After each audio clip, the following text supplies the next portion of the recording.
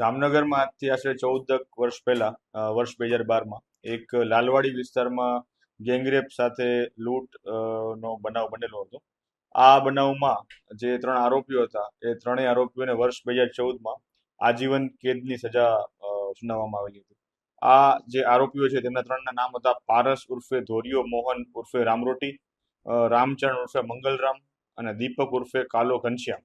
આ ત્રણેય આરોપીઓને વર્ષ 2014ની સાલમાં આજીવન કેદની સજા થયેલી. ત્યારબાદ તારીખ 13/8/2014માં આ જે આરોપી છે પારસ ઉર્ફે ધોરિયો મોહનલાલ, તેના દ્વારા વચગાળાના 4 દિવસના જામીન મેળવી અને પેરોલ ઉપરથી એને જેલ ફરાર થયો હતો. ત્યારબાદથી એ નાસ્તો કરતો હતો. આ દરમિયાન અવારનવાર જામનગર જે પેરોલ ફરલો સ્કોડ છે તેમજ એલસીબીની ટીમ દ્વારા આવા જે પેરોલ જમ્પ આરોપીઓ હોય છે એના ઉપર ડ્રાઈવ ચાલુ કરવામાં આવેલી હોય છે.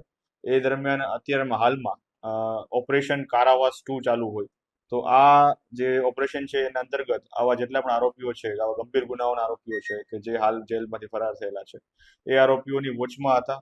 તેમાં એલસીબી પીઆઈ બીબી ચૌધરી સાહેબ, પીએસઆઈ ભાટિયા સાહેબ, તેમની ટીમ જેમાં છે સુરેશભાઈ ડાંગર, ગજેન્દ્રસિંહ જાડેજા, લગધીરસિંહ જાડેજા, કરણસિંહ જાડેજા, દિવ્યરાજસિંહ જાડેજા, નિર્મળસિંહ જાડેજા, મહિપાલસિંહ સાદિયા, આ તમામ દ્વારા વર્કઆઉટ કરવામાં આવી રહ્યું હતું. જેમાં આ આરોપી છે પારસ ઉર્ફે ધોરિયો મોહનભાઈ, એ અલગ અલગ ટેકનિકલ અને હ્યુમન ઇન્ટેલિજન્સની મદદથી ચેક કરતા એ ગુજરાતના તેમજ ગુજરાત બહારના ઘણા બધા રેલવે સ્ટેશનો ઉપર આશરો રહેતો હોય તેવું જાણવા મળેલું હતું.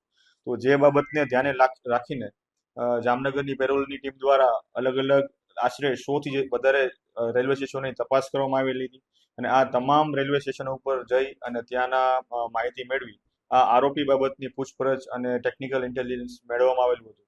જેમાં ફાઇનલી આ જે આરોપી છે પારસ ઉર્ફે ધોરિયો એ સાબરમતી રેલવે સ્ટેશન અમદાવાદ ખાતે હોવાની બાતમી મળતા તે જગ્યાએથી તેને હાલ ધરપકડ અને એરેસ્ટ કરવામાં આવેલો છે અને હાલ આગળની કાર્યવાહી માટે સિટી એ ડિવિઝન પોલીસ સ્ટેશનમાં કામગીરી ચાલુ છે. જે આરોપી છે અગાઉ પકડાયેલો હતો, અનડિટેક્ટ ગુનો ડિટેક્ટ કરવામાં આવેલો હતો. ત્યારબાદ વર્ષ 2014માં જ્યારે તેને આજીવન કેદની સજા સુનાવવામાં આવેલી હતી ત્યારના એના ફોટોગ્રાફ્સ અને ત્યારના એના જે રૂપ હતું એ અગાઉના આપણા કેસ પેપર્સમાં મળેલું હતું.